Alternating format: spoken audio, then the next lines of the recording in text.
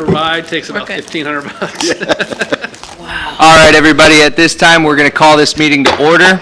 No. Welcome to the City Commission meeting of Holly Hill of April 12th, 2022.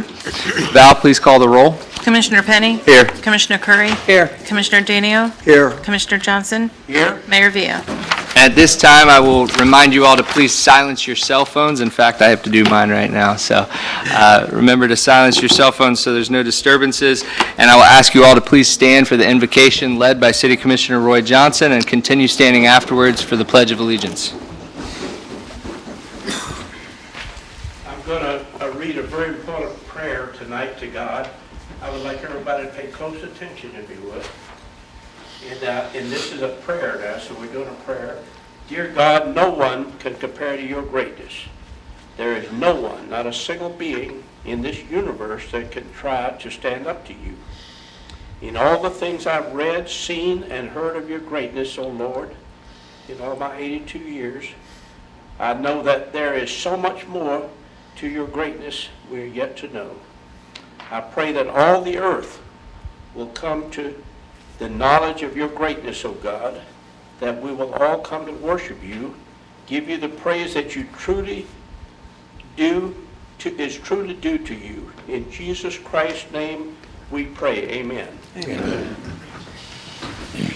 I pledge allegiance to the flag of the United States of America and to the republic for which it stands, one nation, under God, indivisible, with liberty and justice for all.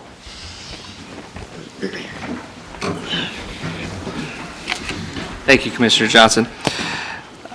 So this evening, it looks like we are being invaded from all sides. We have a commissioner from Ormond Beach visiting us, Mr. Rob Littleton. Thank you for being here. We have the mayor of Daytona Beach here as well. So we want to welcome you, give you a big Holly Hill welcome to our chambers. And I don't know, Derek, did you ever play ball in here when this was a basketball court?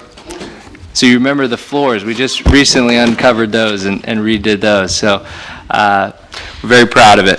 So tonight we have a couple presentations, and we have two very, very important people to our community here who just recently held two really, really amazing events in our city. And I know I'm speaking on behalf of the City Commission when I say we are so grateful and thankful that you do this in collaboration with us here at the city, right here at our historic City Hall, and that's Ms. Pat Abernathy and Mr. Tony Casada. So I want to welcome you both to come forward. I believe we're going to do it at the same time, and you have some presentations for us. Is that correct? All right, so come forward if you will, and state your name into the record. Well, I'll do it for you. We have Tony Casada here, and we have Ms. Pat Abernathy, and from the Holly Hill Arts Festival. Take it away, Tony. You want me to talk to you? Yeah, well, tell us First thing about I'd the like event. to thank the commission, the mayor, all city employees. We had a great event. Couldn't do it without your backing. I'd like to thank my personal friend, Mayor Johnson, Mayor Penny, and my other friend skipped out on us, Robin Hanger. Without those three people, we wouldn't have an event. We had the biggest event we ever had this year. We had 439 cars. I was told at a luncheon by the Daytona Beach Racing District people that we are, and she was throwing curveballs at me. She said, "You're the guy from Holly Hill." Yep, that's me, with the commission and the mayor. She said, "You know where your show ranks as far as car shows in Volusia?" I said, no idea. So she started a guessing thing, and of course it's Turkey Rod, then Jeep Beach. We ended up number 5, which I think is a pretty big event. I had a meeting after the show with your city manager, the police department, and some other people. We're going to do it again next year. It's going to be bigger and better with your help. I've got a check to present to the 2 schools, the Holly Hill School, UBIC Church. I was at an event Sunday it was, in Mr. Henry's great city down on Beach Street. They had a arts festival craft show, and the people from Jeep Beach were there. And she says, hey, big guy, how much money did you give to them schools? I said, I think we were $4,983. She said, that's unacceptable. I said, hell, I thought it was great. She said, here's $20, make it $5,000. So I've got $20 for Jeep Beach, guys. So she floored me. She just floored me. That she's a promoter. Yeah, There she is no is. better She than her. is. Yeah. Turkey Rod Run's got nothing on those people. But anyway, they put on a great event. I think we put on a great event this year, and it'll be bigger and better next year. Yes, you did. Thank you, Tony. You're welcome. And do you have a check with you? I do. Okay, all right, so Plus, I've got, $20. you guys got to figure out how to split it. How to split it, yeah. All right, so if you want to bring the check down, and we do have representatives from the two schools, Mayor Henry from Holly Hill School, if you, I don't know if you want to say anything or not, or just accept the check, and we're going to get a picture here with you. And Matt McEwen and Brenda Budzelik. Oh, and David McEwen.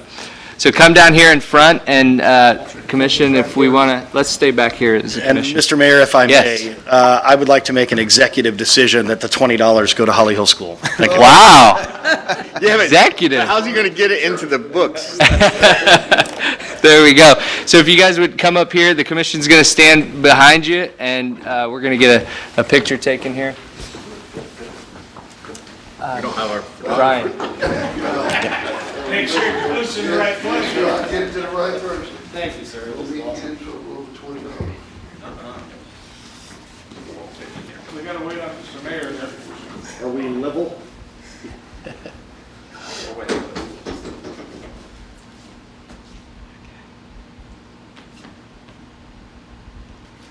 One, two, three.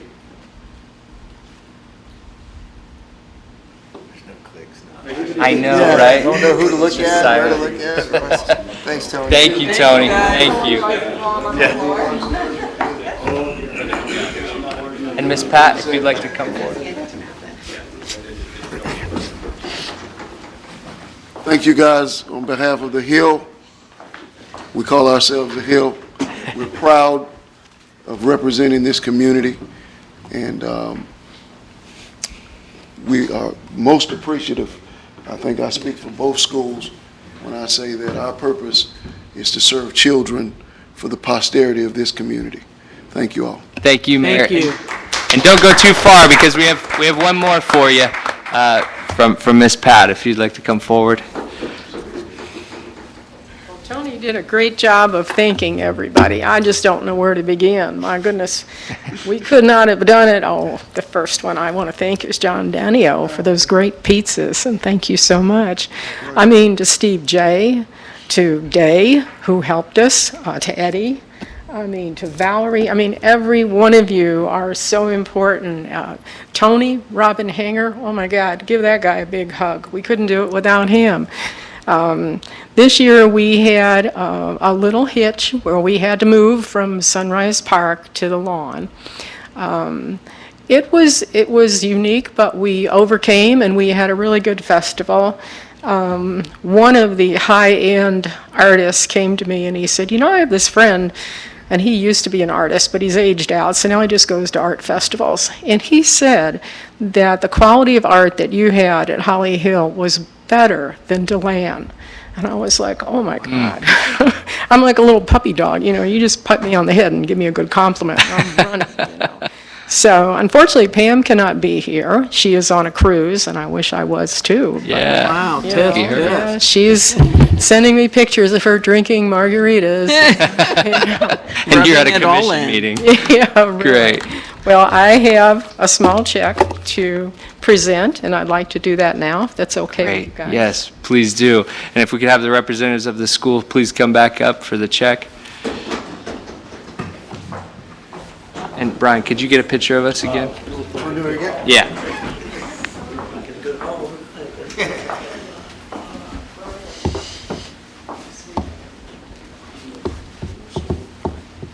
There we go. We'll do it right back here again.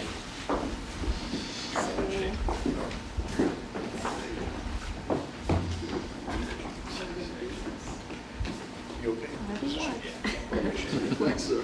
Do I hold it up to my student? Okay, we'll go like And Chris, if you push that white button, it'll take pictures while you're filming. Okay, good. Modern technology.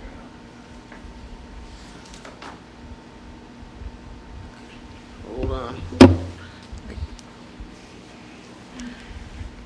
Now it got me. 1, 2, 3. Perfect. Awesome. Good. Thank you, Pat. Yes, thank you. The one thing I forgot to say is in your envelopes, oh, thank you, are passes to Crayola Experience in Orlando. So the children get in free with the adults. It's a wonderful experience for children. They can create their own crayons, they can play. It's a fun thing. Thank you. Amazing.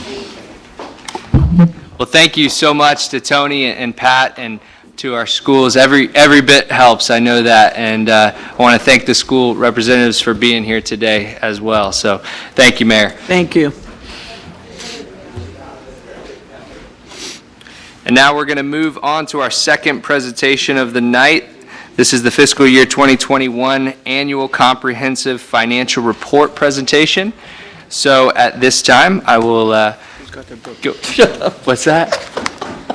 I'll go ahead and call you up here. So just introduce yourself, and the floor will be yours. All righty, James Halloran with James Moore and Company. Sorry, don't have a check for you, no pictures, but I am your independent certified public accountant auditor, so giving a check might be a little independence issue there. Yeah. But it's always hard. The worst acts to follow is when the kids are up here. Yeah. Those are the This is hardest ones very to follow. You know? So Valerie's going to be bringing up a presentation here for me. So, again, this is the audit for the year ended September 30th, 2021. Very happy to report. I met with all you guys last Friday, right? Wasn't it? Friday? Thursday. Thursday. Days run together. I had another presentation this morning in the exciting Palatka with St. John's Water Management District, so luckily I won't get you too confused too much. So a little bit about your audit. Of course, you got your finance staff here, you know, Stella and Susan here. And then with me tonight is also Chris Noyes. He's my audit manager on the engagement. But really, Stella and her staff are the one that kind of put this big book together, you know, of the financial statements. Our responsibility as auditors is to provide an opinion on those financial statements. So the first opinion in there, you'll see, is the opinion on the financial statement report itself. That's considered an unmodified opinion. That's the best opinion we can provide as independent certified public accountants. States that your financial statements present fairly in all material respects your financial positions and results of operations for this year ended September 30th, 2021. In addition to be auditing under U.S. auditing standards, you're also subject to government auditing standards. And with that, there's an internal control of financial reporting and compliance report in there. And this year, I'm happy to report that we had comments in the last year that were corrected. So we had one prior year material weakness, the highest level comment that we would provide, and one significant deficiency. Both those comments were corrected. But we do have 3 additional items this year that were the next level down from a material weakness that we're reporting. One dealt with donated capital assets, one was with FEMA grant revenue and recognition, and one was with the recording of the closeout of your internal service funds that you guys did during the year. On the next page, we'll talk about the independent auditor's report required by the Auditor General. So the Auditor General, in addition to the other reports, has us look at some specific items, and we also would provide any other recommendations we have for improvement for the city. So we had no new recommendations for this year. All the 2 prior year comments were corrected, so congratulations there, no other recommendations. We also are required under Auditor General standards to look at your financial condition assessment. So we look at about 25 financial ratios and compare the city to itself over a 5-year period, as well as comparing the city to similar sized cities based on population and taxable property value. And for this year, you come out inconclusive or average. The rating would either be favorable overall, inconclusive, or unfavorable. So it's always good to at least, you at least always want to be average or above average. There's also a report in there on the independent accountant's examination dealing with Florida investment statutes. And we look at those Florida investment statutes and we compare to make sure you're in compliance with those investment statutes and your investment policy itself. And we had no comments required there.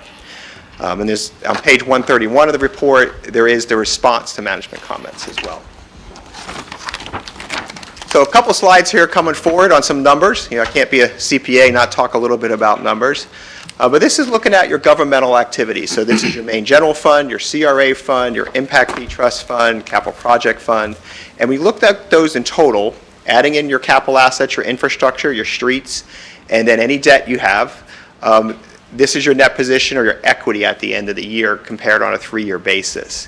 So you can see there the biggest change, is in that unrestricted this past year, increased from about 1.6 up to 4.2 million. And the majority of that increase relates to a reduction actually in your share of the net pension liability from the state retirement system. That retirement system for the FRS, your share dropped about $3 million for 1 year. Always remember, state retirement system is a June year end, so it's based off June 30th, 2021. And of course, the investment market was a lot better then than it is currently. So that's a point in time. Next year, it could easily flip back the other way. A little bit on your business type activity. So this is all your business type, your water and sewer, your solid waste, all combined together. And when you look at those in total, so you have about almost $33 million of equity at the end of the year. You do have an amount that's restricted. Restricted amounts primarily debt service related. Some of your debt, a lot of your debt will have covenants to set aside your next principal interest payments. And then there's the unrestricted amounts you'll see there as well. And that unrestricted $14 million, of course, includes your internal reserve amounts plus the $3 monthly charge for R&R in your water and sewer. So going back to your general fund, which is your main operating fund of the city. That's where you guys have the most discretion. That's where your property taxes come in, your state revenue sharing dollars come in. And you'll see there at the end of the year, you had a good increase from about 6.8 million up to 8.4 million. The biggest part of that is you'll see there is the unassigned balance at the end of the year. You also have an assignment at the end of the year as well, about 1.3. Assigned fund balance is what you're carrying forward to the next year's budget. So you utilize 1.3 of your balance at 9/30/21 for your 21-22 budget going forward. That restricted amount, only $80,000. That's primarily gas tax money that was unexpended at the end of the year, and a little bit for public safety, about $10,000 on public safety. So now if we look at your general fund and we say, how can we put that perspective? How can we put that general fund unassigned and assigned fund balance in relation to something? And there are common ways to say, what is that as a percentage of your expenditures for the year? So how does that relate? How many months do you have set aside? Well, we always go to the Government Finance Officers Association, and they set a minimum. Their minimum is no less than 2 months is what you want to have for any size organization. So that's kind of as low as you want to go. You guys are sitting at about 94% at the end of the year, so right about 11 months. And that'll fluctuate every year just based on how projects go. And most of my governments right now can't get the projects done fast enough. Construction's kind of a little delayed on all sides, with material shortages and labor shortages. So you're sitting a little bit higher than last year. Last year, you're about 73% on that number. I did forget to mention that you guys do get your certificate in financial reporting excellence from the GFOA. And so this will be submitted as well for that, and we look forward to you guys receiving that. So a little bit about your own fund balance policies. So you guys have your own set of fund balance policies as well, and for your main operating funds, and this is your minimum and maximums in each of those, and you'll see in all those cases you guys are over those maximum amounts for those separate funds, which is a very good place to be. And stormwater, I'll just point out, most people could spend that stormwater money tomorrow if you had the construction contracts and they were moving along. Like every city, you have more stormwater projects than you have money to do. This is a chart you guys asked us to put in to kind of show the different millage rates. You're here, Rob. So you're up here, Rob. Rob's way at the bottom. He's at the far right there at 4.03. You knew he was going to be here, so Yeah, you he just came got to to brag, Barry. right? He just came to brag. Well, we audit their city too. So you guys have asked this, so you guys got to get a little perspective of where you're at. So you're kind of in that third tier, that middle tier, is kind of where you guys sitting. And these are just East Coast Volusia cities, as you can kind of tell. So a little bit about your CRA, your Community Redevelopment Agency. It's done a good bit of work the last couple of years. You know, one of the big things this year, of course, with Pictona, you guys have that asset that was built on the grounding of the utilities you have that project in past years. So the balance in there right now is about $6.2 million, up about $1 million from the previous year. And this is the second year that there's a separate audit just of the CRA that's required by the state. That previously was not required to be a separate audit. It's always been included in your annual financial statements, and it still is. Just now, last year was the first year the state required a separately issued audit for those CRAs, in addition to additional information in that audited general letter related to the CRA's information. Your capital project fund, of course, gets most of its money from transfers from other funds, can also have some grant monies in there intermixed as well. And so with that, you have about $1.7 million left at the end of the year that's been committed for those projects. Expenditures about $932,000 for the year. Your two non-major funds, as you can see, a lot smaller, only about $325,000 in your impact fee trust fund, just a small increase for the year and no expenditures. Same with your law enforcement trust fund, about almost $43,000 with zero expenditures. Proprietary funds, those are enterprise funds, which is your water, sewer, stormwater, solid waste, and then your internal service fund, which will be going away next year. That's what, you guys dissolve that during the year. But this is just the unrestricted portion of those balances. And you'll see there your stormwater relatively the same through those years, same thing with solid waste. Solid waste, you do have a plan to transfer some of those monies out in the next couple years to help fund some projects. But the water and sewer, what's important to remember about that is that little footnote at the bottom. About $2.7 million is what's designated by you guys for future capital projects. That's the $3 per month charge on the water bills that's going to fund some of those projects. In addition to that, it also includes your budget reserve, that 25% is part of that $7 million for water and sewer. So going back to the pension funds, as we talked about, the reason for that was your drop in your net position overall and unrestricted for governmental activities. You can see there what your FRS did. So your state retirement system is for your general employees. Then you have the separate police and fire single employer plans. And you can see last year for FRS was close to $4.6 million was that liability, and now it's down to about $1.7 million. It'll go back up next year, so don't worry. I'm pretty sure it's going to go back up there. But always remember, those are all points in time. So when the investment market's doing really well at the end of a quarter, end of your year end, and for FRS that's June, for the fire and police that's September year end, that's going to change that number dramatically if you just happen to hit a high towards the end of those quarters. It can also flip back the other way, very easily. Off to the right there in the bottom corner, we just kind of list so you guys, because we always get asked, well, what's our contribution rates? So you can see for a general employee, roughly for city contributions into FRS, you're about 12.5%, where in your police, you're around 23%, and fire about 41%. So a couple other items of importance. If you're looking through your financial statements, people are always interested, well, how much debt does the city of Holly Hill have? So your governmental activities, that's all related back to your CRA. So about $4 million of debt related to your CRA.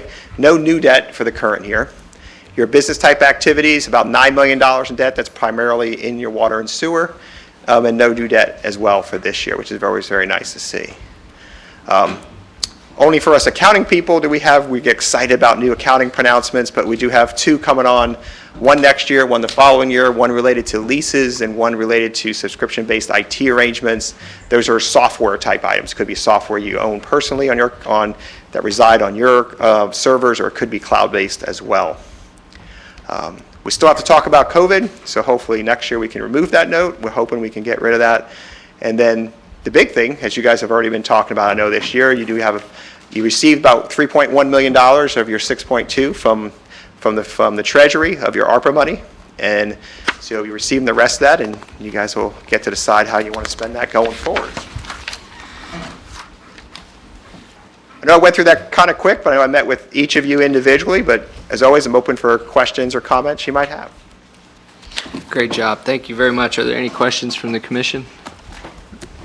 We just want to thank you very much for your time, and thank you for meeting with us individually on this as well. You're very welcome. Yeah, I appreciate that. All right. It's your last one, Stella. Yay. All righty, so that ends our presentations for the evening. We will now recess the City Commission meeting and reconvene now as the CRA. And on our CRA agenda tonight, we have revisions to the CRA grant program. Okay. Mr. Walker.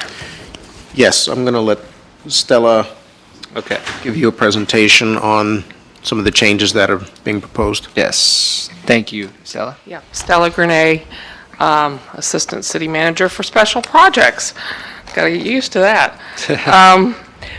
Basically, what the city manager talked to you about before was that sometimes we have projects that are requested. The example, I believe, was a paving project. It might have been a sign project.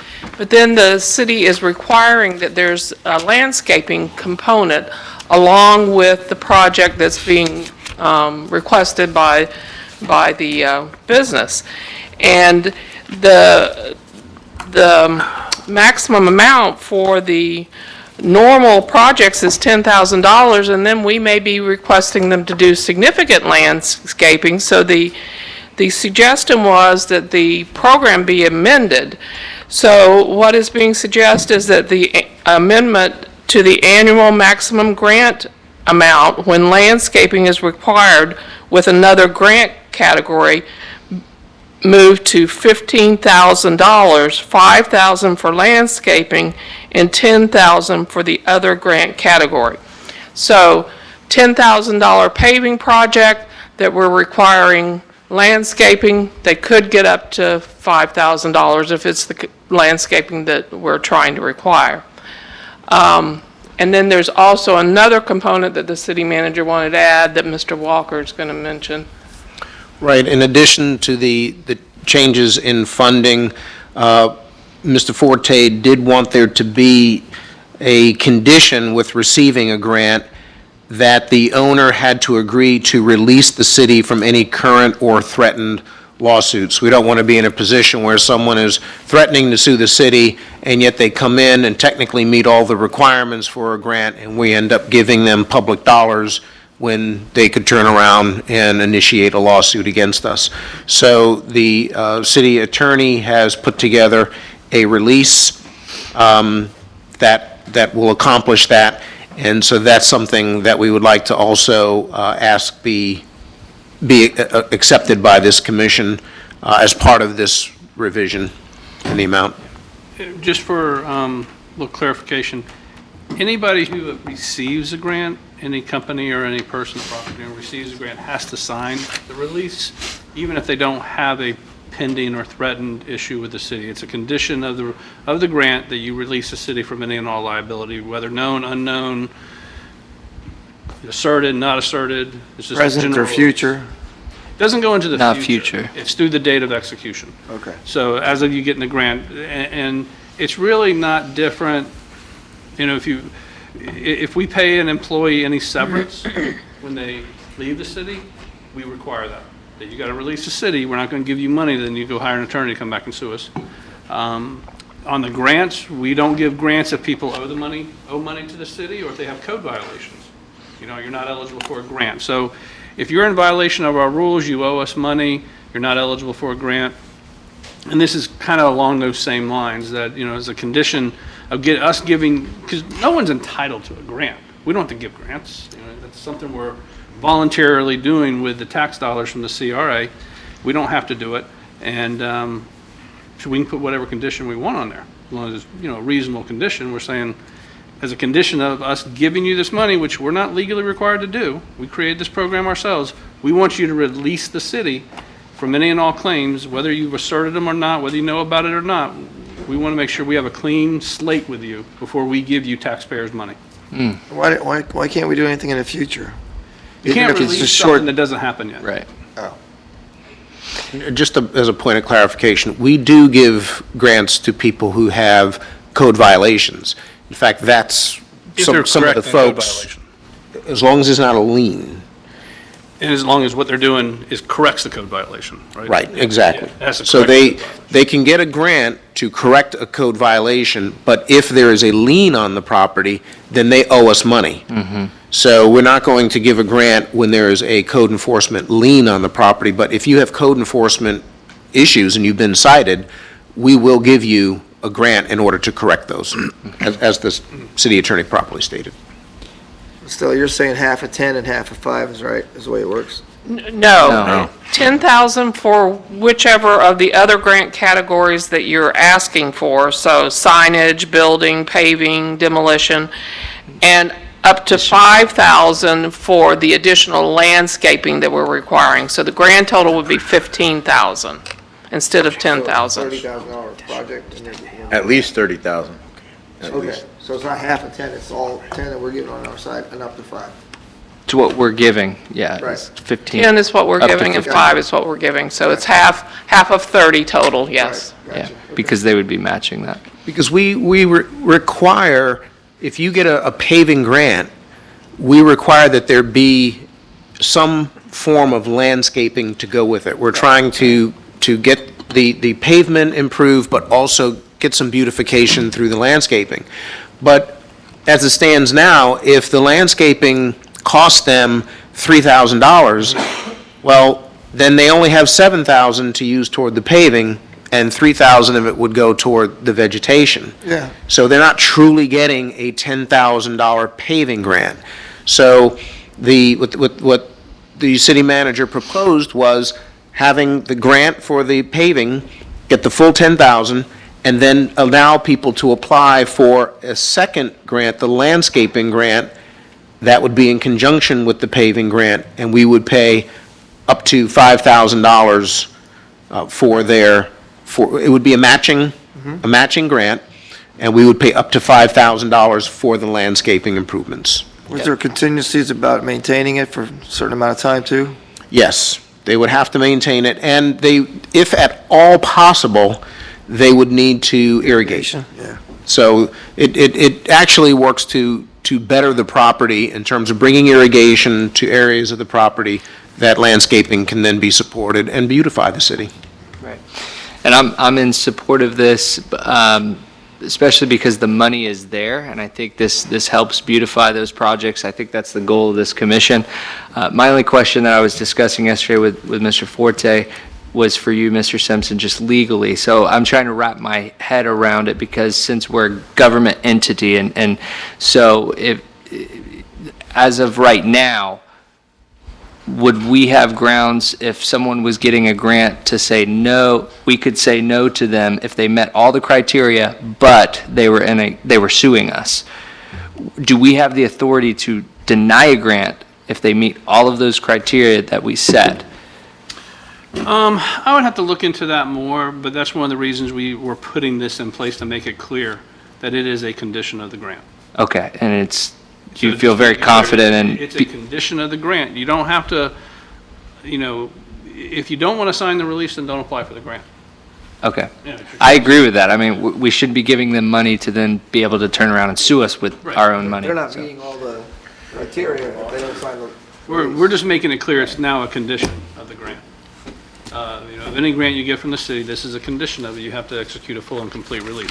Okay. Whether or not we could still go back and withhold a grant because we're in a dispute, I'd have to look at how our other policies are worded, possibly, because we have policies that more or less say, if you owe the city money, if you have a code violation and you're not correcting the code violation with the grant funds, you're not eligible. So we have criteria already in place, and whether or not that could be interpreted broad enough to include being in a dispute, I'd have to look at it and see, but this just makes it crystal clear. Good, all right. And so that language, would you like us to add it in here to the motion? Or would you, do you want to come up with the language for that? Me? You, yeah. Isn't it already in there? We have the language that you provided.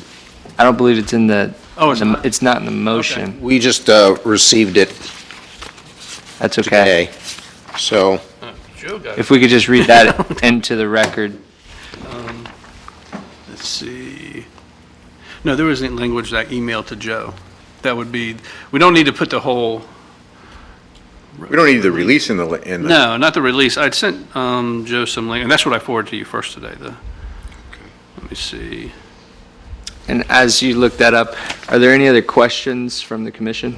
I just had one for Scott, but I'll let him. Okay, yep. Yeah, Stella, the language is, as a condition of all grants awarded by the city, including all CRA grants, the property owner/recipient must execute a full and complete release which is satisfactory to the city attorney. perfect. Thank you very much. So one question, Scott. If, someone applies for the grant, they're suing us, they can't get the grant unless they drop the lawsuit. Mhm. And so they drop the lawsuit and they get the grant and they sell the property to someone else. Can that someone else then bring back the same lawsuit that the first guy was going against us? No, the release I drafted applies to all heirs and assigns, Okay, so it would apply to. all right, thanks. Good question. All right, any other questions for Stella? Thank you, Ms. Gurney. At this time, we will open this up to the public. Is there anyone in the audience that would like to speak on this item tonight? Yes, sir.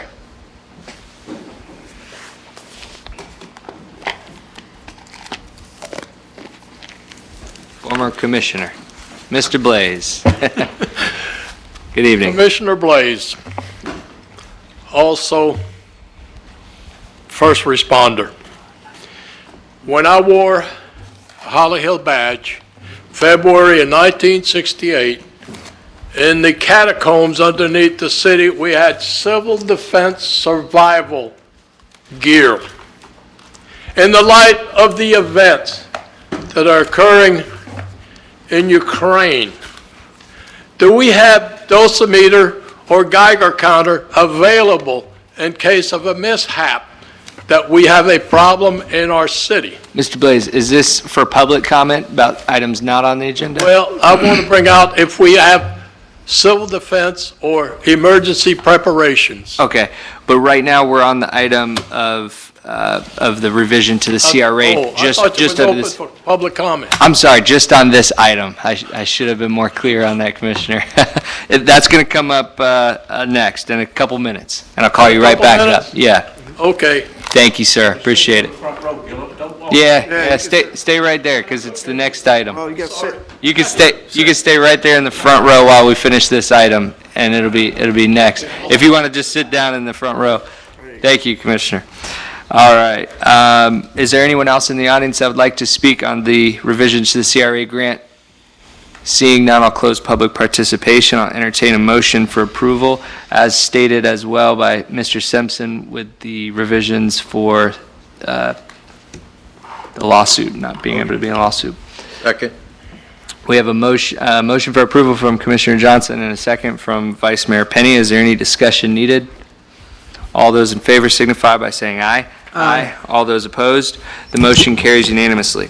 Now we will adjourn as the CRA and reconvene the City Commission meeting. And now we will move to our public comments, and you are our first speaker today, Mr. Gillis Blaze. I'm sorry, I got bad case of tendonitis. It's not getting any better. It's And okay. And even with hearing aids, it picks up too much of the background noise, and I don't pick up the meat of the words that are being said. I should have been more clear. It's my fault. The floor is yours, So sir. I would like to continue on. Yes, sir. In case of an emergency in this particular area, do we have, other than the first responder, like we did back then in the civil defense period in the 50s and the 60s, survival equipment or medical equipment available for emergencies? Like radioactive, we had Geiger counter, we also had dosimeters, items like that. And you as a mayor and you all as a commissioner, maybe you ought to notify the National Guard or also the governor to see what is available now before everybody rushes for that stuff. You know what I'm talking about? I hear you, Gillis. And we used to have what you call a civil defense coordinator, county and also with the city. Very much like the hurricane emergency group. So just like to have the city ready in case of an emergency. That's all. Thank you, Commissioners. Yes, Thank sir. you, Mayor. Thank you very much. And you can get with our chief there in the back of the room, too. He may have some of those answers for you as well. You're welcome, Chief. All right. Is there any, yes, sir.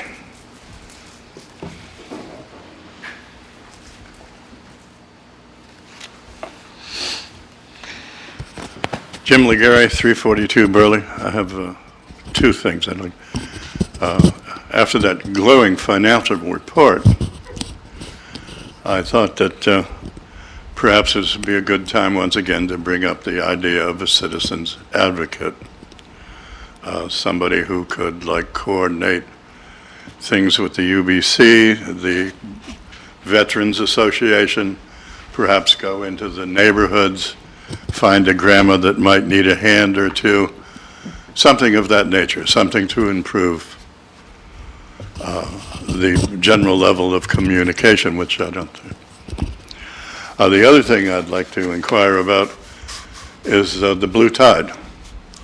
What news or what reports we have on them, other than the very involved News Journal article. Thank you, Mr. Legare. Is there anyone else in the audience who would like to discuss any items not on our agenda with the City Commission? All right, seeing none, we will close public comment, and we will move down to the approval of minutes, the minutes from the March 22nd, 2022 regular City Commission meeting and the CRA meeting. I will entertain a motion for approval. We have a motion and a second. Is there any discussion needed? I will open the minutes up to the public. Is there anyone in the audience that would like to speak on the minutes? Seeing none, I'll close public comment. We have a motion and a second. All those in favor signify by saying aye. Aye. All those opposed? The motion carries unanimously. We have nothing on our consent agenda tonight, so we'll move to our regular agenda. And number one is ordinance 2022-0-3050. Mr. Simpson? Ordinance number 2022-0-3050 by title only for first reading. Ordinance of the City of Holly Hill, Florida, amending the City of Holly Hill Code of Ordinances to amend Chapter 14, Building and Building Regulations, Article 3, Construction Standards, to repeal unnecessary provisions, to amend the Land Development Regulations, Chapter 94, Article 2, Flood Hazard Mitigation, to provide criteria for accessory structures in flood hazard areas, to specify elevation of manufactured homes in flood hazard areas, and update language, providing for applicability and severability, and providing for an effective date. Thank you, Mr. Simpson. Mr. Walker? Yes, Commission, the city has a floodplain management program, and closely tied to that program is our community rating system score. This system is a voluntary incentive program, and what it does is it recognizes and encourages communities to have their floodplain practices exceed the minimum requirements of the National Flood Insurance Program. Currently, there are over 1,500 communities that participate in this. And in CRS communities, the flood insurance premium rates are discounted to reflect a reduced risk of flood that results from, for example, our efforts to address the goals of their program. And the flood insurance premium rates in the community rating system communities are discounted in increments of 5%. Recently, FEMA has made some updates, and it encourages all communities to adopt these updates into our floodplain management practices.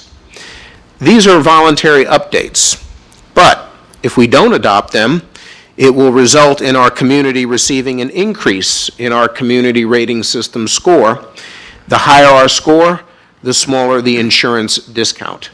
So if we don't adopt these changes, these updates by FEMA, we will be penalized in terms of our community rating. The city did work with staff from the State Floodplain Management Office in order to update our floodplain management policies and processes in order to comply with FEMA. Chapter 14 of our land development regulations have been updated to remove language that currently exists in the Florida Building Code which the city already follows and has adopted into our land development regulations by reference. So it's redundant, and that's why you'll see in your staff report and within the ordinance that it has been stricken out. In Chapter 94, we've amended that chapter to provide for criteria for accessory structures in flood hazard areas and to add definitions to specify elevation of manufactured homes in flood hazard areas and to update language so that it's now compatible with the FEMA updates. Staff recommends that the City Commission adopt the ordinance by the City of Holly Hill, Florida, amending the land development regulations by amending Article 3, Construction Standards of Chapter 14, titled Buildings and Building Regulations, to repeal unnecessary provisions, and Article 2, Flood Hazard Mitigation of Chapter 94, titled Floods, to provide criteria for accessory structures in flood hazard areas, to add definitions, to specify elevation of manufactured homes in flood hazard areas, and update language providing for applicability and severability and providing for an effective date. Thank you. Thank you very much, Mr. Walker. Are there any questions for staff? Thank you for that detailed report, Mr. Walker.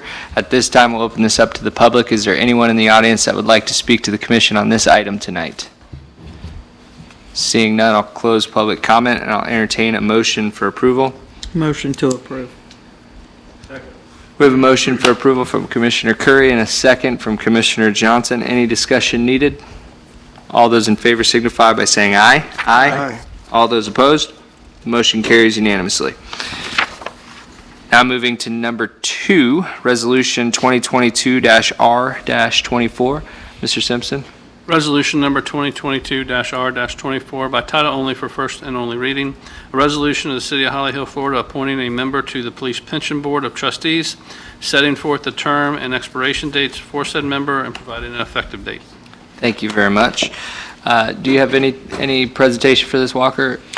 No, basically, this is to fill the vacancy of the former board member, Charles A. Sharp, who passed away in December of 2021, and left a spot on the Police Pension Fund Board of Trustees. So currently, there are 2 applications. 2 citizens have applied and submitted their applications for the City Commission's consideration, and that is Gillis Blaze and Kimberly Lawson. Correct. All right, thank you very much.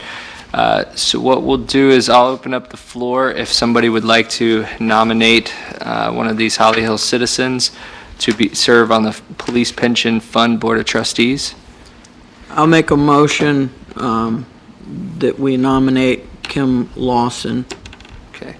We have a nomination here. Mr. Simpson, do we need a second on the nomination, or is it Probably. internal? Yeah, I Okay. think we usually do. All right, so as a motion, she motions that. Nomination, Okay. and then have it seconded and then voted on. And we will open this up to the public, but now that we have, that is a motion, correct? Kimberly Lawson, to place her on the Board of Trustees for our Police Pension Board. Do we have a second? Second. All right, we have a second. So now what we'll do is open this up to the public. Is there anyone in the audience that would like to speak on this item tonight? Seeing none, I'll close public comment. Is there any further discussion needed? All right. All those in favor signify by saying aye. Aye. All those opposed? The motion carries unanimously. All right. Now moving to number 3. This is revisions to our CRA grant program that we handled earlier in our CRA meeting. Do you have anything to add, Mr. Walker? No, sir. All right. Are there any further questions for staff? At this time, we will open this up as a city commission. Yes, ma'am, Ms. Heller.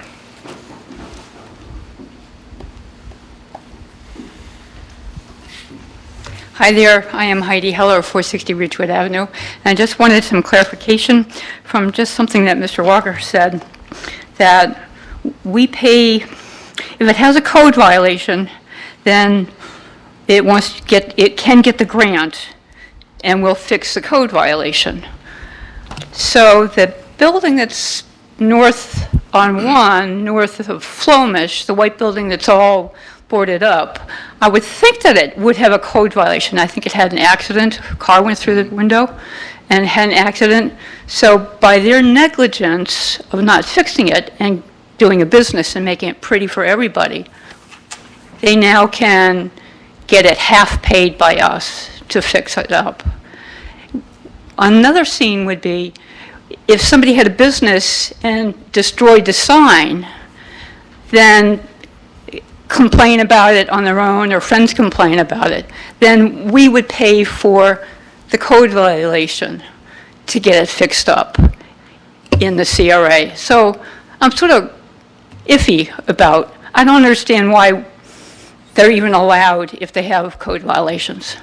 Well, we wouldn't be paying for the code violation. You'd be paying for them to fix it, though. Yes. Yeah, so But at the end of the why day, fix anything? at the end of the Then- day, my opinion is, if someone were to come in and fix that Hills Plumbing building, and we gave them $10,000 to help them do that, the community would be better off. That's a win-win. I don't know, but I don't see that being done for the rest of, the community either. So I see how CRA is different, but I'm not for fixing a code violation, which they should fix anyhow. But they're not fixing it. We're finding them on a daily basis, and they're not fixing it. So our end product is, can't we, If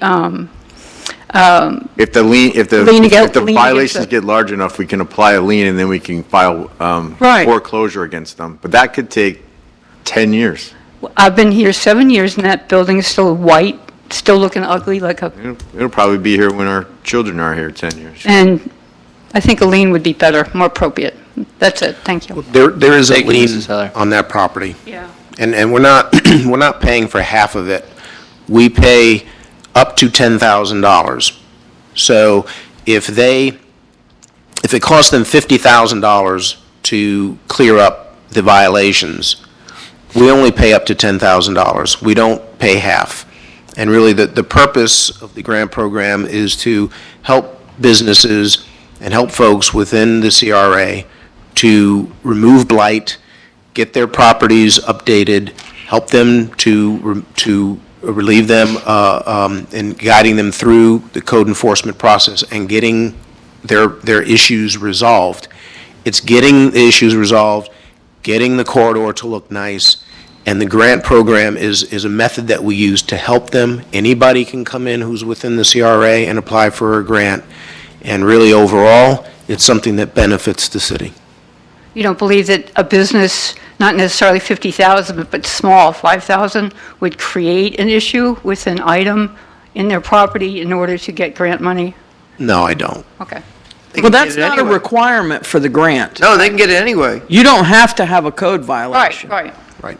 But they could create a code violation. But why would you create a code violation when you can Because you get- apply for the grant anyway? Without one? Right, you want to fix Oh. it. They'd Yeah, end up that's- losing Yeah, it. that's don't not a have to. requirement.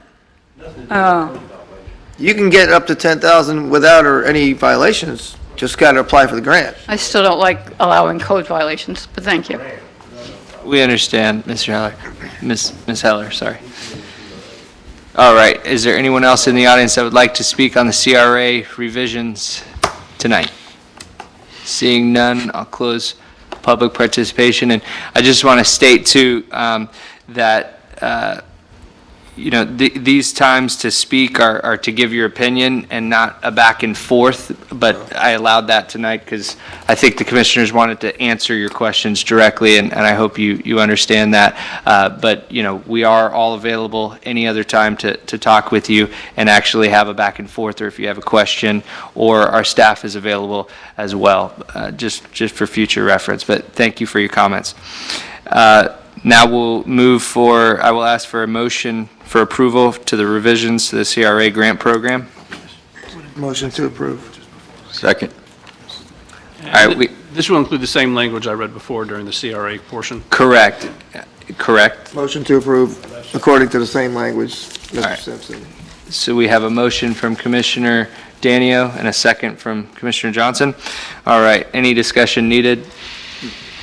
All those in favor signify by saying aye. Aye. All those opposed? The motion carries unanimously. Now we'll move to our first request for a lien reduction. This one is 717 North Flamingo, and I don't see the applicant here. Is that correct, Mr. Walker? No. I pretty much recognize everyone. All right, take it away. The city received a request to reduce a lien, a code enforcement lien at 717 North Flamingo Drive. The property is currently owned by Daytona Beach Investments, Inc., Jeremy Jimenez. And according to the claim of lien that was created on December 28th of 2017, the property was in violation of Section 114-33, subsection 1, which was an illegal conversion of a single-family residence into a two-family residence. And they were operating two-family residences in this single-family zoning area. And the modification that was done to the home was done without a permit. Then a second order of lien was applied by the special master for $250 in addition to the original lien of $50 per day per violation against the property. So eventually, the lien amount was $77,150 plus administrative cost.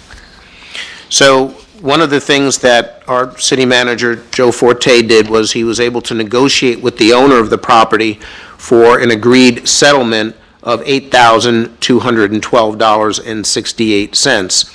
And this is because the property is now in compliance as of March 11th, 2022, and for that reason, it does qualify for a lien reduction.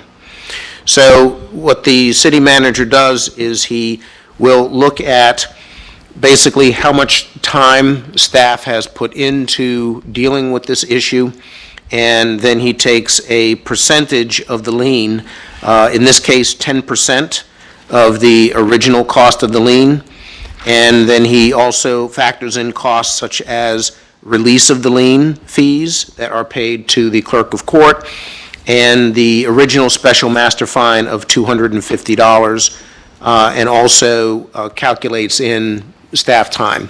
So when you put those together, that's how we come to the figure of $8,212.68. So staff's recommendation is to reduce the lien from $77,150 to the amount of $8,212.68. The city will not release the lien of $77,150 until payment has been received in the amount of $8,212.68. If payment is not received by 5 p.m. on May 13th, 2022, the full amount of the lien will be owed, and the option to reduce the fine in the future will not exist. The individual will need to pay the full amount in order to satisfy the lien. So the motion that we're asking is to reduce the lien to an administrative fee in the amount of $8,212.68, payable no later than 5 p.m. on May 13th, 2022, and that failure to pay the lien by this date and time will cause the entire lien to remain upon the property and be subject to foreclosure. Thank you, Mr. Walker. Any questions? I have a question. Yes, sir. Brian, you're saying that the whole administrative part on our end is only $250 or so? No, the $250 is an amount that the special master. Right. But the difference between the $7,700 and $8,200 is only $500, and you got half of it for the special master. That means there's another $250 out there for us. Seems to be that's all that administrative fees came to, is like $250 or so? Because we're splitting the $500 with the special master. That's all. It doesn't seem like enough. Well, it doesn't include staff time. Well, he just said it did. I think I see finance department and code enforcement. The staff time is figured in the 10%. So we take the original lien, and then we calculate that 10% of that. Oh, that's in the big number? Right. Yeah, right, so that's in the $7,715. Okay. It's reducing. So none of that extra $500 is staff time? That's only for the fees or whatever? Right, there's administrator fees of $100, there's the release of lien fee, that's $100, a filing fee, that's $10. Right. So those are the costs that make up the difference. Okay. some of those are actually hard costs that we can document. Right. I don't think we- No, it just didn't seem like there was enough extra in there for administrative fees. They- Factor we in don't the keep first track of- number. I don't think our Well, individuals actually, keep us we do. track. Do they keep track of time on each case? Yes, the system, our system does tell us exactly how much time the code officer spends in doing their write-up, as long as they go in and clock in and they document their time. So the system will keep track of that. But then there's also time that I review, that the city manager reviews. And so when we calculate these costs, it may be less than the 10%, but the 10% is a fair figure when you figure, instead of 77,000, they should pay something. There should be some cost to having to go through this entire process and What not correcting the I don't problem. understand, and I don't know if I'm missing something here, but let's say they have $75,000 worth of fines, and then they got $2,000 worth of administrative.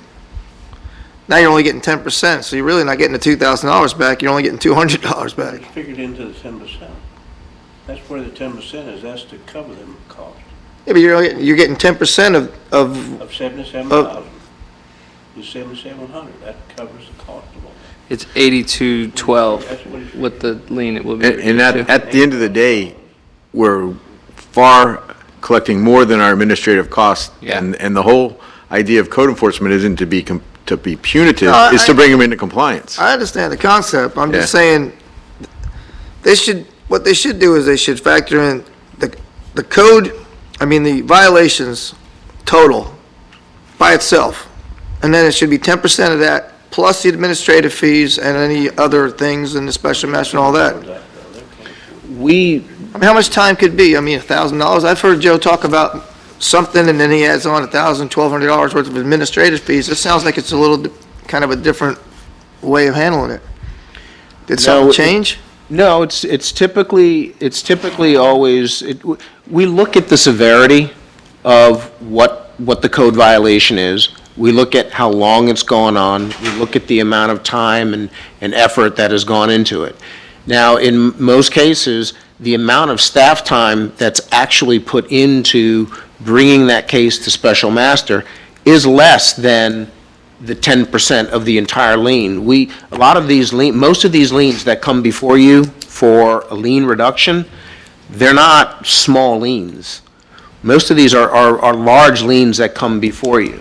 Okay, And so when you take 10%, that more than covers, Okay, so you're not giving them 10% of the violation as a base formula and then factoring in your administrative, you're factoring 10% and that's covering administrative fees and whatever, kind of. But I'm thinking if they're gonna pay $8,200, they're gonna pay $9,200 if it takes that much more.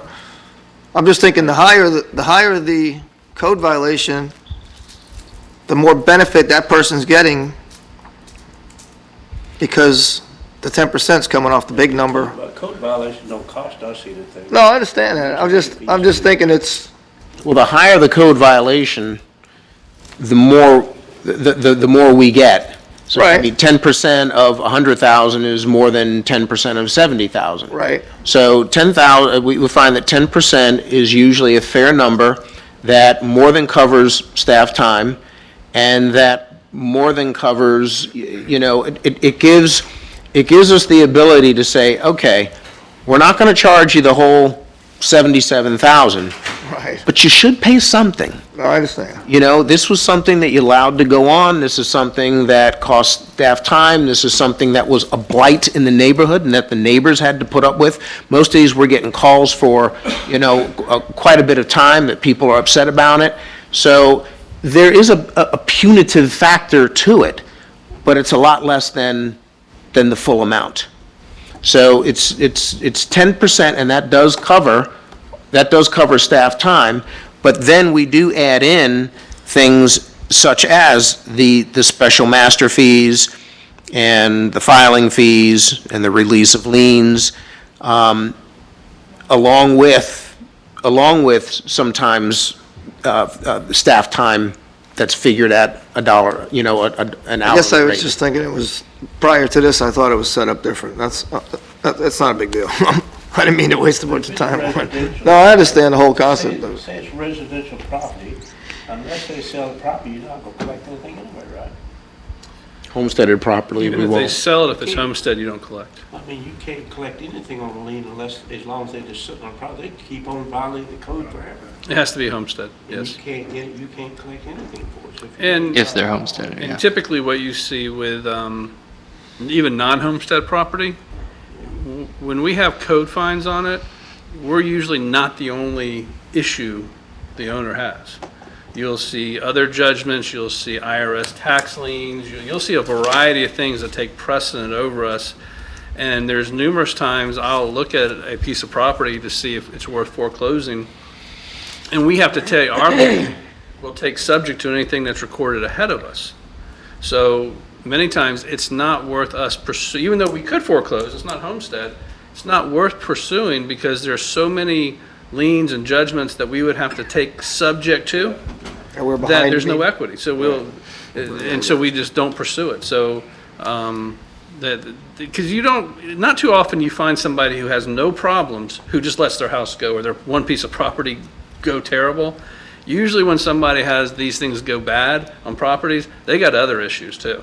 And this isn't the only one. That are ahead of us. Yeah, and there's other issues ahead of us. So you could have unpaid property taxes, you could have all kind of things that. So if they fix it up and we collect something, we did. I we come out understand. ahead. I understand. All right, any further questions Sorry, I from the didn't mean to- commission? I didn't mean to tie it up. It's all good, and you can get with Mr. Forte Yeah, too I about know. more of the criteria.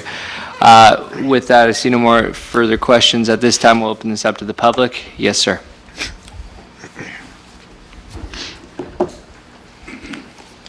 Jim Legary, 342 Burley. It seems to me that after just a modest observation here, that all of these liens that we have are old. They're 6, 7, 8 years old. And it would appear like somebody that, like Mr. Hill, knows that you're not, but that $250 a day doesn't mean anything. And I'm wondering if maybe there isn't some quicker way to get these things, because as I think, as Roy just said, the blight has been there forever. It's beyond ugly, and it just seems as a constant indicator to me of our impotence about getting things fixed. Okay. No, that's not true. Sir, That's not true. no? No. How long- Basically, how- all we can do, and I don't want to debate. Well, no, yeah, Mr. Simpson, if you could withhold for now. Withhold? Yeah, just Okay. withhold for now. Thank you. All right, I'm stating it. Thank you. All right.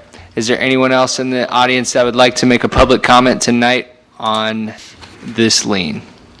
Seeing none, I'll close public comment.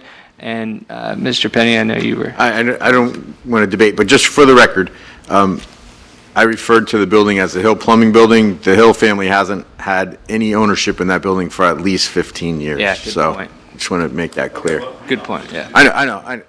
I just didn't want it, we're being recorded, I didn't want anyone to Put their think. name down. Right, Yeah. Mr. Simpson, would you like to comment further now? Well, I was just going to say, we only really have two options. One is through code enforcement, and the $250 a day for a first-time violation is the maximum under the law we can levy. And it's true, sometimes that doesn't get anybody's attention. Once the fine reaches a point where we could go and foreclose, as I briefly said earlier, many times there are so many issues of liens and judgments ahead of us, we would end up losing money doing the foreclosure too. And we would hope somebody else would buy it through the foreclosure sale that would fix it up. We may very well end up being the owner of the property, subject to all these liens, which would not be a good thing. The next level where we can intervene is when the structure gets to the point of being a public nuisance. So there's one thing that's a code violation, and it's a lot further to go to get to be a public nuisance where you're a threat to the public health, safety, and welfare that would then justify us tearing the structure down. That's a different issue. So there's a long way to go to get to that point. Yeah. And when you deal with people's homestead and there's people living in there, tearing the structure down with someone living there is a whole different level of complexity as well. So, and there, you do have the Florida Building Code, the chief building official can declare structures unfit for human habitation and things like that, but that's a big difference between having a code violation that's sort of an eyesore and then really something that's a threat to the safety of either the occupants or the public. There's a big gap in there before we can take that next step. Yeah. Agreed. All right. Any further comments or questions? Okay, with that, I will entertain a motion for approval to reduce the lien to $8,212.68. Motion. We have a motion for approval, Mr. Johnson? Yes. Second. And a second from Vice Mayor Penny. Any discussion needed? All those in, I know we normally add the pay by date is normally stated in the motion. it is in the motion, Okay. May 13th, I believe it is. May 13th. by Yeah, we 5 usually, o'clock. Joe makes us verbally say it is the only reason I Okay. brought it up. There we go. All right. All right. Is everybody good to vote now? All right. With that, all those in favor signify by saying aye. Aye. All those opposed? The motion carries unanimously. Now, number 5, request for lien reduction, 132 San Robar Drive. Mr. Walker. Yes, the city received a request for a reduction of lien that was placed on the property located at 132 San Robar Drive. This property is currently owned by Deutsche Bank, and the bank authorized John McEntee to represent them in this request for the lien reduction. And according to the 2 claims of lien that were created on May 18th, 2017, the property's been accumulating fines for violations regarding excessive high grass, harborage of rats, mice, snakes, and other vermin, and the storage and accumulation of junk, as well as violations of the International Property Maintenance Code. The special master the conclusion of law indicated that the violations on the property had been corrected. However, the violations continued until October 18th of 2019.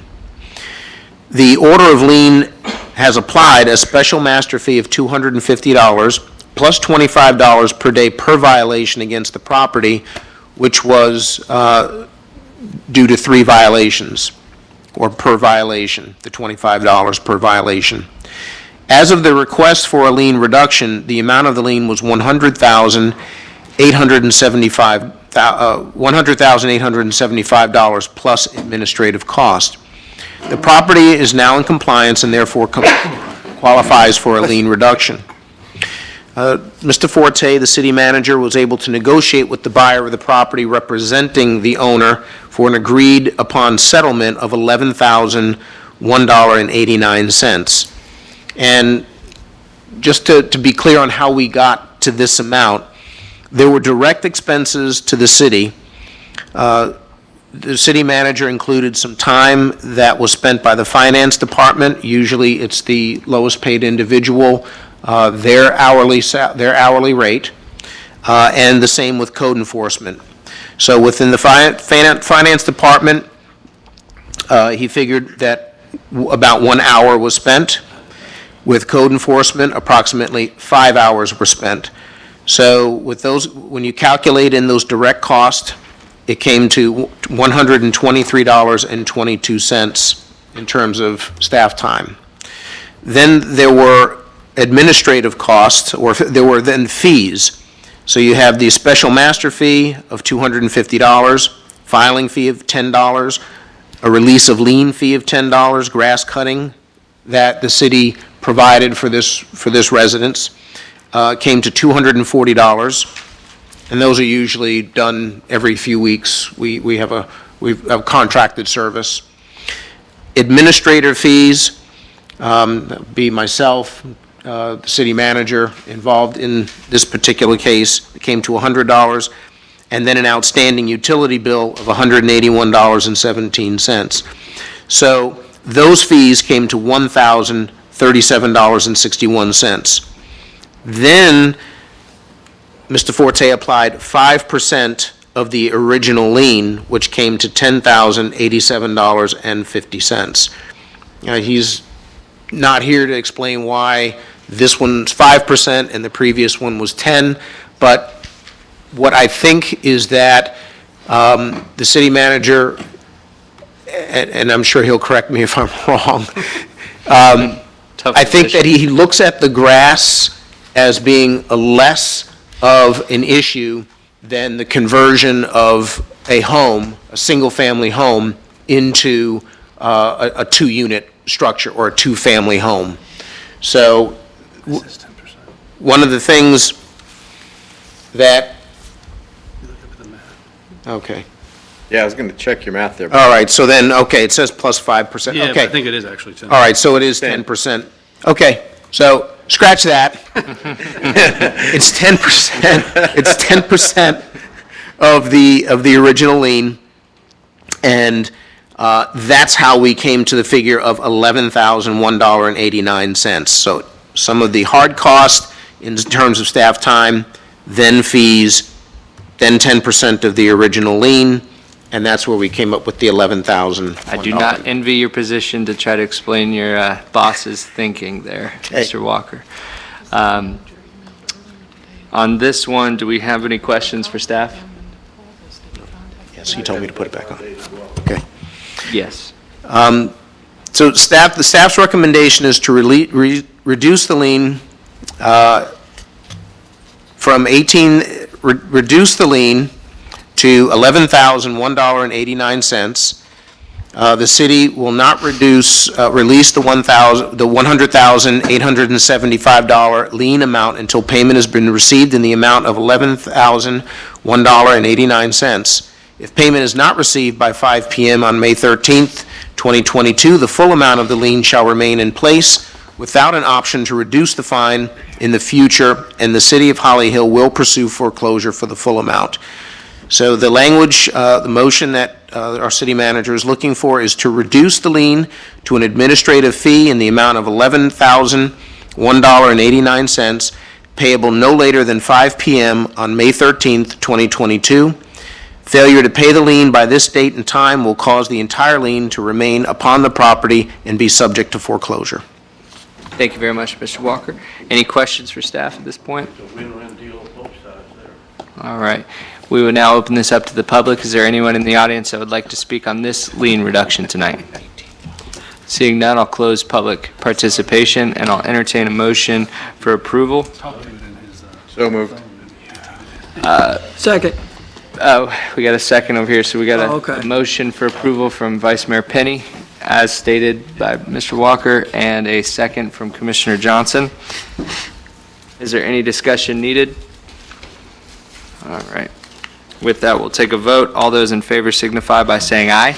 Aye. All those opposed? The motion carries unanimously.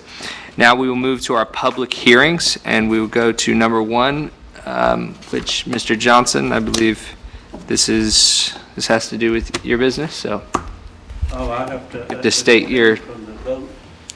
And also, I have to know that there will be no one here to represent me on this because the engineer, Harry Newkirk, had a meeting in South Daytona, and the project manager and the owner of the Volusia Sports Center, which will be in the property when it gets done, had to transfer the concessions in Ormond Beach Sports Center over to the 11U tonight because 12U's already completed their goal.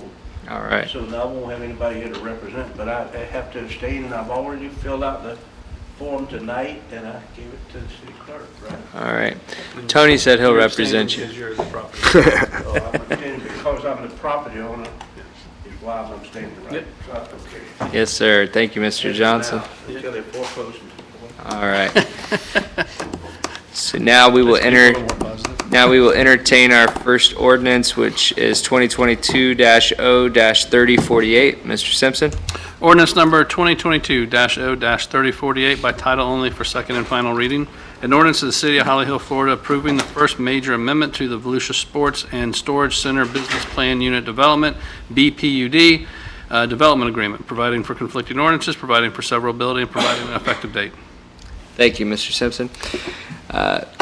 Anything new to report, Mr. Walker? Nothing new. Okay, thank you, sir. Are there any questions on this? All right, and the applicant is not here. So at this time, we will open this up to the public. Is there anyone in the audience that would like to speak on this item tonight? Seeing none, I'll close public participation. Being that this is a second reading, I think we're all familiar with it. I'll entertain a motion for approval. So moved. Second. We have a motion from Vice Mayor Penny and a second from Commissioner Danio. Any discussion needed?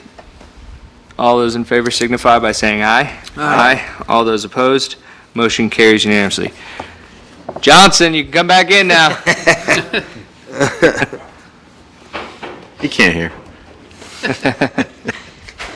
Here he comes. You just got comfortable. It's a good thing you didn't have anybody representing you. We had a ton of questions.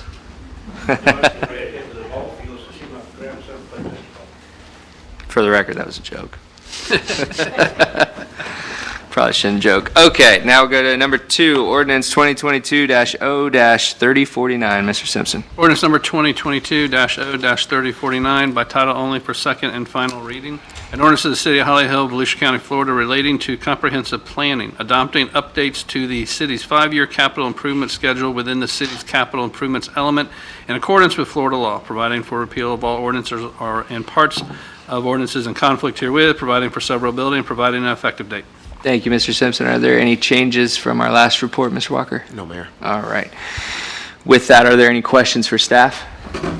Seeing none, we'll open this up to the public. Is there anyone in the audience that would like to speak on this item tonight? Seeing none, I'll close public participation. I'll entertain a motion for approval. Motion to approve. Second. We have a motion to approve from Commissioner Curry and a second from Commissioner Danio. Any discussion needed?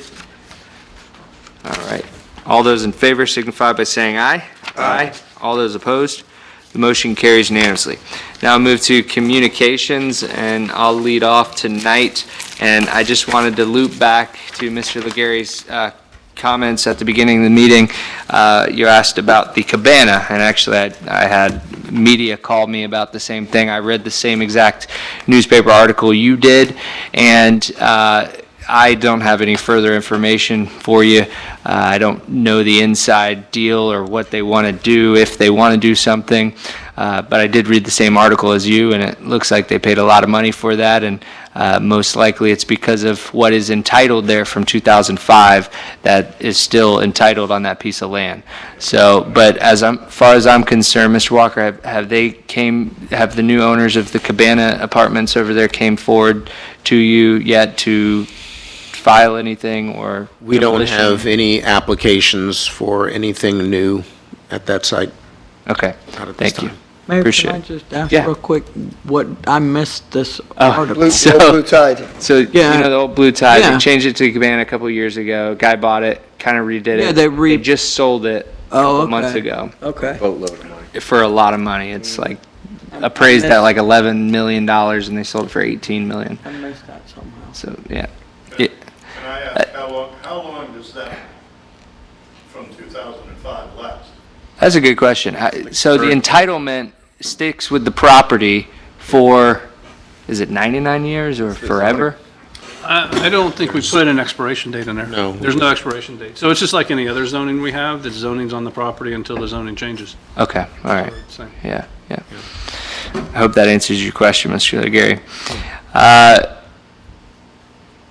Also, I just wanted to let the commission know that I did request from Mr. Forte and Mrs. Gurnay for an update on the utility billing changes that are going to be coming very, very soon. It's very exciting, and they're going to do it at our next meeting, I believe.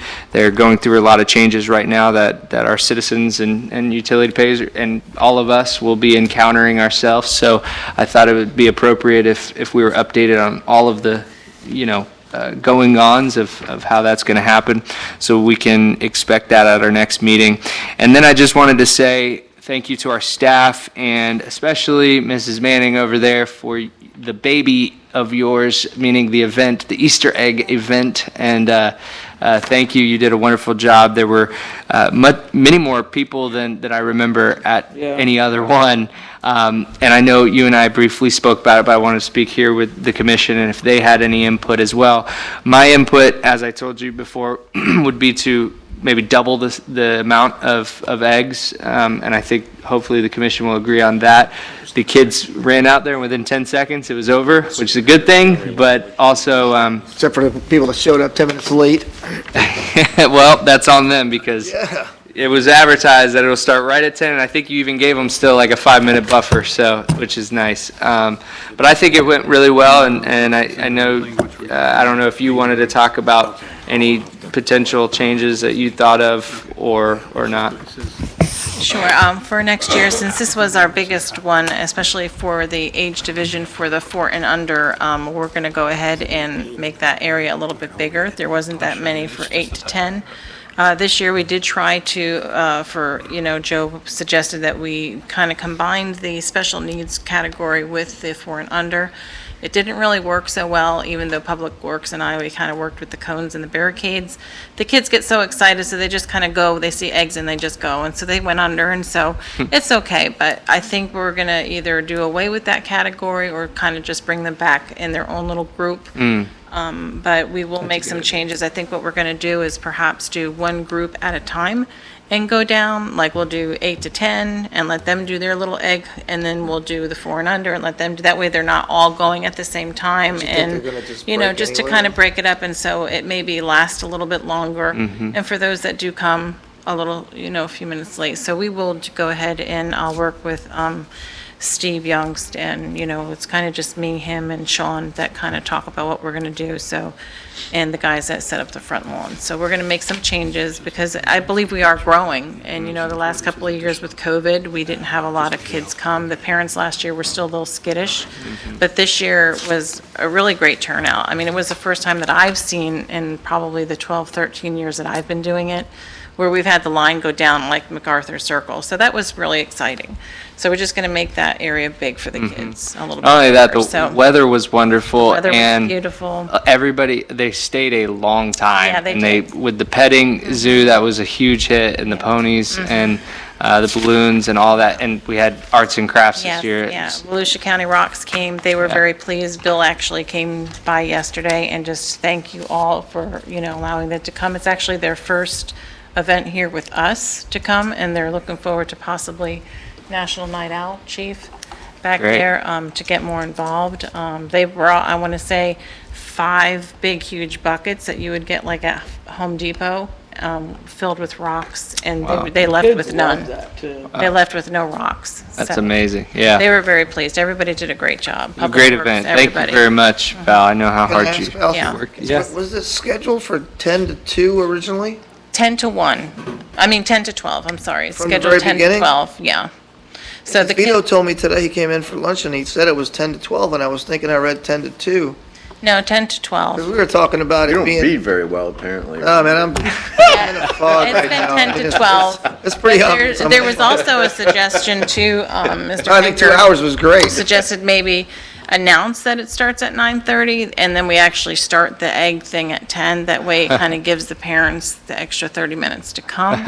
I'll kind of play with that, but at 9:30, people are already at the Volusia County Rocks table. Wow. But they all had a blast, but they came with maybe, I want to say Bill came with close to maybe between 300 and 400 rocks, and he left with none. Wow, So the kids had a great time. amazing. Kids had a great time. So thank you to everybody. Great job. Thank you very much. And I'll, on your own time, y'all can throw in if you have a suggestion as well. But I just want to wish everybody a happy Easter. It's coming up, and it's going to be a good one. So with that, we'll go over here to Commissioner Daniel. Commissioner Danio has to just apologize to everybody for earlier for screwing up, especially to Stella and Susan. I think I messed them up twice this last week, but obviously Mr. Danio's been in a fog lately, so I promise to get a break out of it, but It life happens to the sometimes best. comes at you with all, it's like, Oh, Lord, yes. I know yeah, that. but that's All no, worked that's out. no excuse, but It all anyway. worked out. Yep. Don't worry about it.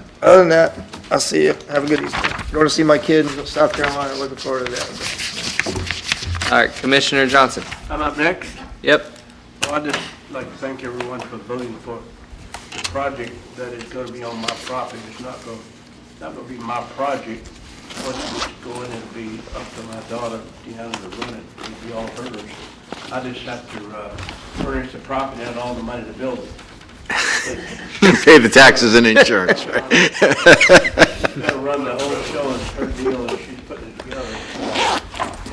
And I just think, I really like it because our city's becoming so much into sports, you know, there's so many different things. Like the football thing and the rock climbing and in our place and flight gymnastics and all that. And we need more to keep them coming. So that don't need to be the end of it. And they've got Daytona, that's the World Center race and the biggest race there is. It used to be in Indianapolis, but now it's Daytona. It used to be Smokey always said when I worked for him, I want to race in Indianapolis. I want to win in Indianapolis because he said I can finish 10th in Indianapolis and make more than if I win the Daytona 500. Wow. And now it's probably the other way around. You know? So Daytona's is getting big time in that, but that's grown-up sports, and I like to see us lean a lot towards kids' sports and get kids off the streets and away from gangs, away from bad things, you know, too. So if I can help out in what little bit of time I got left, that's what I want to do, but I'm not going to help out. But the only other thing I have is Tony Casada back here. I think we should really recognize him because I believe he just had a birthday yesterday. Is that right, Tony? Was he yesterday? Sunday. Sunday. What's today, Monday, right? Tuesday. Day before yesterday. Y'all are competing. I think we're rubbing off, Dan. Yeah, but he's got an excuse. He's 80-something years old. I don't have an excuse. But he's on the Board of Planning and Appeals for the city. He's on the executive board of the Chamber of Commerce, right, Tony? Correct me if I'm wrong on anything. He's School Advisory Board meeting. School Advisory Committee for our Holly Hill School. City. He's also the mayor of Bob's Space Race. He's got a sign at his parking spot that says mayor of Bob's Space Race. So that, he has to do a lot there to coordinate with all them carnival people and all. I've seen him in action. I know how he does. He just goes, you know. Like Once it's in your blood, you can't get rid of it. And then he helped organize that Florida Racing Association thing. The day after, he did a gigantic thing out here for the antique cars and things on lawn and all. He did all that. Then he goes over and does that as well, which it was a full house over at the Hard Rock Cafe. I was there, and with all the Florida races, all old-time races. Some of them I hadn't seen in a long time. There's no way they could fit through the door of a race car anymore. Some of them, you know what I mean. But I think we really should appreciate some or all of the things you do, Tony. I really do, man. Because you're here for us in Holly Hill. You help us out. You do so much for us. And I, for one, and I know everyone else really appreciates you. Know? And just keep going, and keep doing the car thing. Don't give up, okay? Hear ye. I also replicate those words. So, thank you, Commissioner Johnson. Vice Mayor? Is that all? I'd just like to thank the staff and all the volunteers for the 3 huge public community events we had 3 weeks in a row. We've had a lot going on in our city. It's really good, so thanks for all the people behind the scenes that put that together. And I'd like to apologize to you, Mr. Mayor, for a public outburst when we were doing public comments. I spoke without being recognized, and when I sat in your seat, it drove me crazy, and I swore I would never do it, but I just did it. So You got me back because I was probably the commissioner doing it. So I apologize. I know you have to run a meeting and you know, keep it business-like, but what I do like is that we are personal, and thank you for not gaveling me down. You had every right to do it, but thank you. I appreciate that, but yeah, you know, sometimes you just have to have it open, and they come looking for questions. So it didn't bother me, but now we're even, because I'm sure I did it to you. Okay, all right, that's all I That got. means now we have to get even on something because I did it to you too. Hopefully I won't be a commissioner after this term. I would just like to say also thank you to all of our staff, all the volunteers, the people that coordinated the events. As someone that had to coordinate everything with the Police Explorers, man, that's a rough job. So thank you, Tony. And I would just like to say thank you to everyone that came to participate in those events. And happy Easter to everyone. And just remember the reason that we're celebrating Easter. Although a side note is getting to see the kids get into the eggs, but just also remember why we're celebrating Sunday. Amen. What a That's all I good have. note to end on. Anything further? You yes, sir. forgot to ask our substitute city manager. Oh, yeah, does he have anything? Oh, my goodness, I did. I am so sorry. Mr. Walker, now you're on the spot. I thought we were gonna Thank you talk for that. about, parking lot. Let's Not do it. tonight? Is that not, we're not talking about that tonight? About what? Oh, 426? I hope not. Okay. Well, I thought you needed. Sorry about that, consensus. Mr. Walker. The floor is yours now. Okay. Yes, so 426, I believe 426 Miriam is a property that is for sale. Oh, that's right. I believe it's $136,000. It is directly behind the property on Ridgewood, and the address escapes me. I apologize. But it's a property owned by the gentleman who owns Beto's Tacos, Marquis. And he also owns a parking lot that's on the corner of Miriam and Fifth, right, thank you.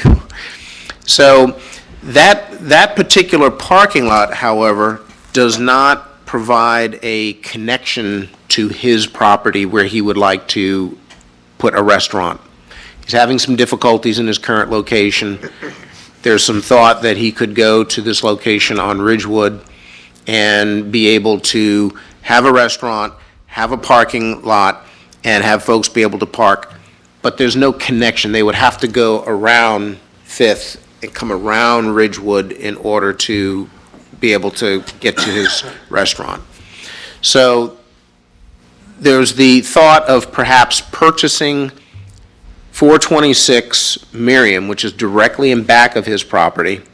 The city would be able to get that, tear down the building, have that in a position where it would be able to be a parking lot, and then swap the land, swap the parcels. The parcel that Marquis owns, he would get the parcel directly behind his property, which would then give him a connection for his restaurant. The city would then take his parcel on the corner of Miriam and Fifth and be able to use it for public parking. So didn't know if that was something that the city wanted to, the commission wanted to consider. It would enable the property on Ridgewood to open up, have a restaurant. That property's been vacant for a very long time. And the property in back at 426 Miriam is basically a house that is in terrible condition. It would cost a lot to get the house in a position where it could actually be used. So that's just a thought to see if the commission had any desire to move in that direction. Is this to be placed on a future agenda? This would be something that, yes, the commission would have to approve the. Okay. I would be interested in hearing it and seeing details. Right. Vice Mayor? I've been involved in several situations down at the current location. It's trying to watch my words here. It's not a good situation. Toxic, how about It's toxic. It is a very toxic situation. And so this idea, it intrigues me, and some would say, well, you're bending over backwards to help this restaurant owner. And I would have to argue that we're not. In the CRA, there is a plan for community public parking. And if you've been down in that area between 4th and 6th Street, there are huge parking issues. What was once Ted's 2 is across the road there, is vacant. Something's going on. They just put a new roof on there. Someone is working in there because they soaped up the windows. I don't know what's going on in there. But if they open as a restaurant, they'll fail because there's no place for people to park. You could walk right across the street to this community parking lot on Fifth Street. The Ride Now, the old Daytona Fun Machines, I can't tell you how many complaints I get about, they must have 50 employees there. And they park at the vacant lot across the street, which is not allowed. Code enforcement has to go down there all the time, hey, cut it out. So then they go back and they park on Fifth Street in legal parking, but it looks kind of junky. They park along the church there and the neighborhoods. The neighbors that live there call me all the time, hey, you got to cut this out. It looks like crap. Well, they're parked legally, so we can't. So that would help them. And then it would help out the future tenant that goes in to the old Schroomers / Beddoes, whatever that becomes. The issue there is parking. There's not any lack of parking, but there's a lack of available parking. And that's a landlord-tenant Permission to dispute. use parking. I know at least 20 cars that have been towed out of that church parking lot to the tune of $179 a piece. You go in there for a $5 taco and you come out with a $179 tow bill. It kind of ruins your day. And so it's a thriving restaurant. He owns I don't know the address either, Brian. It used to be an Italian restaurant. It's the old green one. It's probably 300 feet away from his current location to the south, same side of the street. And the stars line up. The house behind him, as I understand, it was subdivided and multifamily I think there's current code violations on it. And so I think it could be a win-win. I think this is the type of thing that the CRA is supposed to do, recruit and retain existing businesses that don't have the ability to do it on their own. And so we have this special fund to, if we buy the house, tear it down, he has a parking lot, and then we have a public parking lot right next to him. I think it's a win-win, and I know the attorneys will get involved and it won't be that simple. What you think if you don't have public parking lot? Not proximate, I don't know, 25, 30, I really don't know. I don't know how many you can get on there. Say that you could probably get at least 20. At least 20. Yeah. You know, so, I mean, we've always talked about having a walkable community, and we're so linear that it doesn't work, but this is a spot where it might work. There might, we had with it pretty quick. yeah, so, that's all I got. I'm rewinding, I've sat on the side of the gentleman and his situation for 35 years. That's true. And I'm wondering how come the city never bought the property across the street from the hospital to make it public parking lot when we've all been starved. Ridgewood Avenue from Flomish to Mason is starved for parking. I mean, it's not that I don't want to sound unsympathetic, but I wish they would have thought about something like that 20 years ago. I wasn't here 20 years ago, but it was a conversation. Yeah. It was a conversation. I don't think there was a willing seller. Oh, everything's got a price. I know. It's been for sale forever. Talk about, So I gotta be honest, just hearing it tonight, I was, much more against it, but you make some compelling arguments. I'm willing to take a look at it as a actionable item. I don't know where I'll come down on it, because I still do have a lot of reservations that I gotta work through on that, because I gotta get over the issue that I don't want to do for one and not another, but I see what you're saying with some of the surrounding businesses as Yeah. well. So I'd like some time to think about it, And Commissioner. I would like some details on it. Yeah. So I think we have consensus here unless there's an objection. I'd like to move ahead pretty quick because I know it'll be a win-win, especially if we got the Daytona Fun Machines and the other places around that have nowhere to park. Okay. So we have consensus to move forward and have it as an item on an upcoming agenda. Would you, when you say move forward and have it as an item on the upcoming agenda, would you like us to bring back contracts for your approval? So you have hard numbers? Some kind of agreement. Some, like purchase agreements where and swap agreements, put everything in place to do it, then you can evaluate whether you want to do it Well, that way we could evaluate the details. Yeah, you evaluate the details. That's what I The want. devil's always in the details, that's the problem, yeah, that's where it is. yeah. That's what I want. Yeah, then I'd say so, yeah, the full bar. And Because just because you present me with an agreement doesn't mean I have to vote for it. But Exactly. at least I get the details. Well, because if we don't bring you back agreements, then you're going to say, well, conceptually, this is good, now bring back the contract. Right. Correct. Yeah, that makes the most sense to me. And would you want cost estimates on preparing, like rough cost estimates on constructing the parking lot? Rough estimates, yeah. Double them. Yeah, it's 425 Ridgewood. That's the property. Okay. Or paving, like Gary. 425, and then in back of it is 428 Miriam. But yeah, I Yeah. think that the city manager just wanted some consensus on whether or not there was interest to move forward, and then he would get details later then. Okay. Yeah, Sounds- here, he says, he has details. I'm looking for, from the commission, is whether they want to do it or not. If they agree to do it, then you and I will work. Well, I can't say I We'll work want to on do the it if I details, don't know which the involve swapping details. property, another piece of land for a possible restaurant expansion, so, To come back to the to commission. come back to you, yeah. Yeah.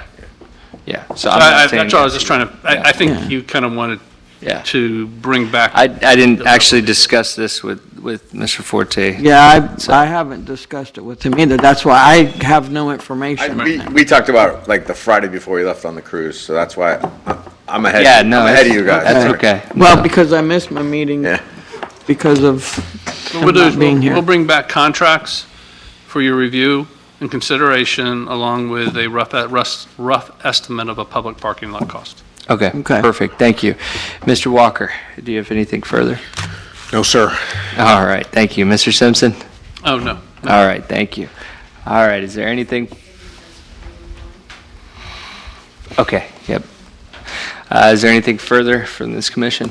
Seeing none, this meeting is adjourned.